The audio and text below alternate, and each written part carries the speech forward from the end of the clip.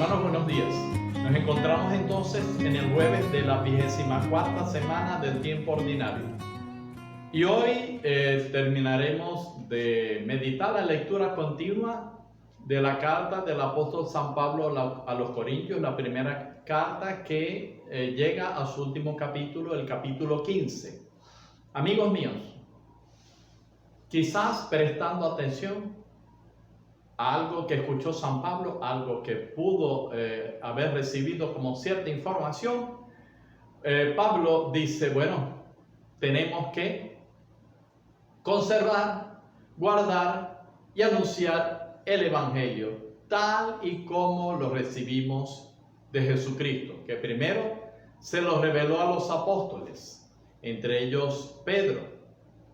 Luego se los reveló, dice, este Jesús se apareció a más de 500 hermanos en alguna reunión.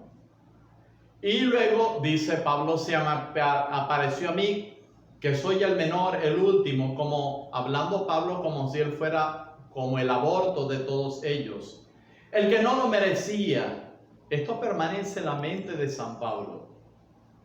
En Pablo siempre permanecen cosas que le ayudan en su mente.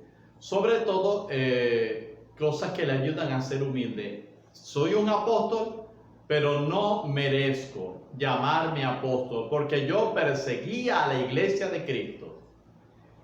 Qué bueno que nosotros imitemos esta actitud de ser humildes, de humillarnos, de que no nos llenemos de orgullo, de que no nos elevemos tanto en ese sentido. Por gracia de Dios, Pablo ha tenido una fuerza importante para anunciar el Evangelio. Pero, insistimos, hay que conservar el Evangelio tal y cual. No hay que adulterarlo. Hay gente que dice cosas que no aparecen en la Sagrada Escritura. Dios dijo, ayúdate que yo te ayudaré. Mi alma, ¿dónde? O la Biblia dice el tiempo de Dios es perfecto. ¿Dónde dice eso la Biblia? En fin, inventamos cada cosa, hay que tener cuidado, hay que conservar el Evangelio, hay que guardarlo también, meditándolo continuamente, llevándolo en nuestro corazón a todas partes, en nuestra oración. Y tercero, anunciar el Evangelio. Es misión de la iglesia, es misión de todos nosotros, los cristianos, guardar el Evangelio, no tergiversarlo, no inventar, no ir por otro camino tan contrario y distinto a la palabra de Dios. Una vez más, queridos amigos, nos encontramos con el Evangelio según San Lucas. Lucas es llamado el Evangelio de la reconciliación. Los grandes sermones de perdón, de misericordia, de reconciliación están en este Evangelio. El hijo pródigo, la oveja perdida, la moneda perdida, o el texto de hoy y muchos otros son como únicos de este Evangelio. No aparecen en otros. Pero bueno, vamos a recordar lo que dice la palabra de Dios a través de este hermoso Evangelio de Lucas. Un fariseo llamado Simón ha invitado a Jesús a comer en su casa. Ya de por sí nos asombra porque los fariseos eran enemigos de Jesús y de alguna manera ellos estaban observando a quienes se acercaban a Jesús. Parece una iniciativa de mucho valor de este hombre. Y bien, ya cuando están en la casa, resulta que se ha metido en la casa una mujer que el Evangelio identifica como pecadora. No sabemos cómo se llama, no se dice el nombre de esta mujer, solo es una mujer pecadora. Algunos dicen o era prostituta o estaba casada con un publicano o con una persona que la sociedad judía había marginado. Sea lo que sea que hace esta mujer, se arrodilla a los pies de Jesús, ha derramado un perfume muy caro, ha llorado y al llorar sobre los pies de Jesús con su cabellera le ha secado y entonces el fariseo Simón, dice, si este fuera un profeta, sabría qué clase de mujer es esa. Pero lo que Simón no ha entendido es que la enseñanza es para él, no es para la mujer. Es que Jesús fue a comer con él, y Jesús a quien quiere darle una gran enseñanza es a él.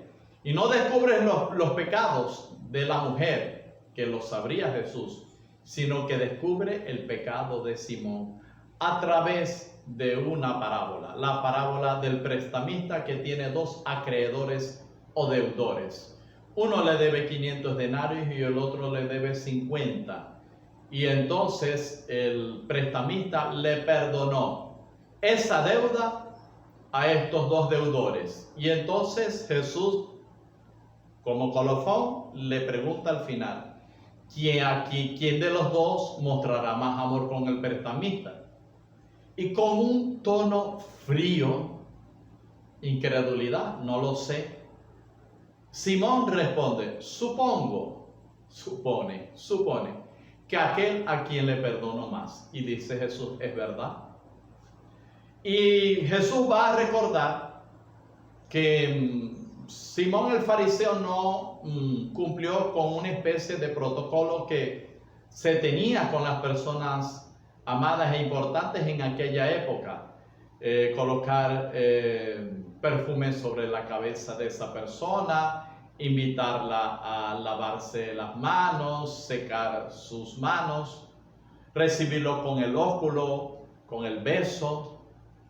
Y dice, tú no me hiciste nada de esto. En cambio, desde que entré, ella se puso a mis pies, no ha dejado de llorar, me secó los pies con su perfume y el aceite me lo colocó en los pies. Por eso te digo que sus muchos pecados han sido perdonados. Escándalo. Nosotros sabemos que cada vez que Jesús decía sus pecados están perdonados, venía el escándalo, venía aquella acusación. Pero ¿quién es este para perdonar los pecados? Siempre el perdón escandaliza a aquellos que tienen el pecado de juzgar bastante. Siempre. ¿Cómo es posible que mi mamá perdone a ese hermano mío que le ha hecho mucho daño? ¿Cómo es posible que esta persona perdone a su esposa o a su esposo porque fueron infieles? Escandaliza el perdón a muchas personas. Y entonces le dice, sus muchos pecados han quedado perdonados, porque al que muestra mucho amor, mucho se le perdona. Al que muestra poco amor, poco se le perdona. Aquí vemos una diferencia importante entre confesar y dar el segundo paso. Hay que confesar los pecados, pero hay que dar un segundo paso, tener la intención de reconciliarse. Y esta mujer se reconcilió con Dios.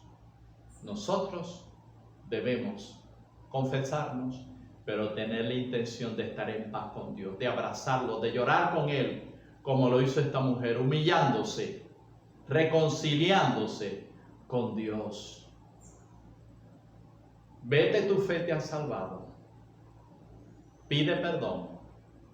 Y que esa fe que te empuja a reconciliarte te ayude cada día más y más a salvarte.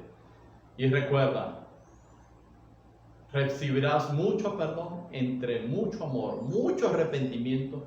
Muestras a Dios. Que Dios nos dé el don del amor para que seamos perdonados. No juzguemos a los demás.